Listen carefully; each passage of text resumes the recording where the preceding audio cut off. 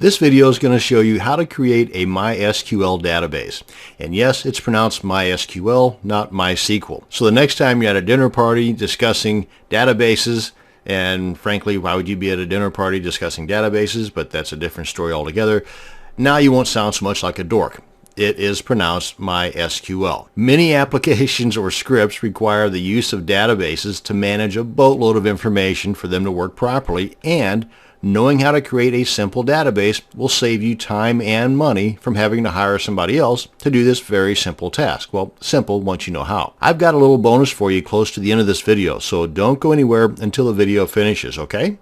Okay, let's get started. Oh, and be sure and have a notepad or pen and paper handy to copy some of this info down. It's going to come in pretty handy. Now, we log into our cPanel control panel. Come on down here to Databases. And right here under MySQL Databases, you just click on that. And there's going to be three things you're going to need to copy down. That's the name of the database, the name of the username, and the password for that username. So, starting at the top, working our way down. We want to give the database a name. Now, this is the prefix, which is going to be part of the database name and database username, but we're not going to need to enter that. It's already part of the whole mix.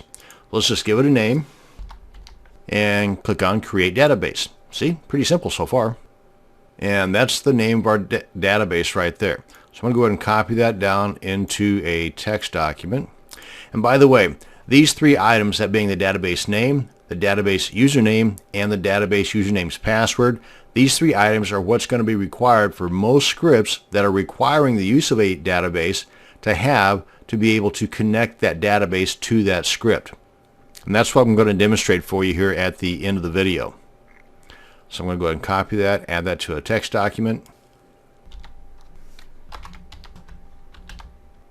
Now, for simplicity's sake, what I usually do is give the username the exact same name as the database name. And so far, I've never run into any problems doing things this way. So, hey, if it ain't broke, why fix it, right? So, coming on down here, I want to give the username a name. And I always use the password generator to create a very strong password. So let's just click on that, and if I'm not happy with that one, which I don't know why it wouldn't be, but if I wasn't, then I can click on this to generate a new one until I was happy with a nice, hard to guess password. Copy that into my clipboard, check that box there, click on Use Password, and it tells you right there you've got a 100 by 100 very strong password. Click on Create User. I'm going to go ahead and paste that password right here because that's still in my clipboard. And the username, again, is the same. In this case, it's the same as the database name. Now, you don't have to do that. You can give these two guys here totally different names. Again, I'm just doing this for simplicity's sake, and frankly, that's the way I always do things. Go back. Now, we're almost done. We've got the database name created, we've got the username created, and we've got a password for that username. Those are the three items that we're going to need to assign this database to function with a script. But we need to assign this user certain abilities for that particular database. So to do that, we want to come on down here, add user to database. And you can in fact add different users to this same database, but that's beyond the scope of this video. Right now I just want to add this user we just created, test, to this database that we just created, test, and click on add. And we're almost done. These are the various privileges for that database. Now, there are some scripts, very few, but some scripts that only require you to have certain permissions or privileges for that database to work for that username. Most of the time, I just don't want to come back here later on and add a particular privilege. So I just check that box right there, give them all the privileges. Again, unless specifically telling you not to, I just go ahead and grant all privileges to that user for that database, click on Make Changes, and we are good to go. Go back. And we're done. That database is created. It's got a username created. That username is assigned to that database. And if you ever wanted to get rid of that particular user, click on Delete. If you ever wanted to get rid of that database, click on Delete. Now, if you want to totally clear things out, you want to delete both, that being the database and the user. Now, as you can see right now, that database is completely empty.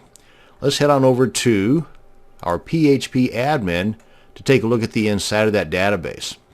And we come on down to the databases panel, and that's the PHP MyAdmin right here. Now if you have several databases created, then they're going to be listed for you over here. And this is the one I want to show you right here. This is the one we just created, and there are no tables to be found here. Now what I want to do is I want to import tables that I exported from a WordPress installation. And if we come on back here, let me show you. This is a WordPress database that's fully stocked. These are the various tables, and some of these tables have items. Actually, all these tables have something in there. Well, most all these tables have something in there, and that's what we're going to almost replicate. So I'm not exactly sure where this WordPress site's located at, but come on back here. That's what it's going to look like here in a second for this guy. Now I want to import the SQL file that I exported from a previous installation of WordPress. So I click on import, and I want to leave all this stuff pretty much the way that it is, especially if the file I'm going to be importing is an SQL format and not one of these other guys. And I know that it's an SQL format. So right now I want to choose file, navigate to the location where I've got that SQL file, then select it, click on open. And you see right here in this particular instance, I've got a maximum file size allowed of 50 megabytes. Sometimes it's less, sometimes it's more. Just depends on your web hosting company.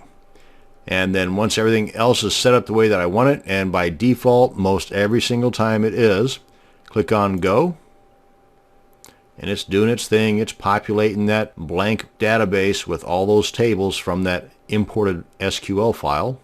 And as you can see down here in the lower left corner, you got the progress going. We're almost completed. And import has been successful. Got 247 queries executed, and here we are. We can see all the various tables that were imported or created from that imported file. And come back here and look at the structure. There you go. And that's how you can not only create a MySQL database, but how you can import an SQL file to automatically populate that database. That's going to bring us to the end of this video on how to create a MySQL database. Thanks for watching.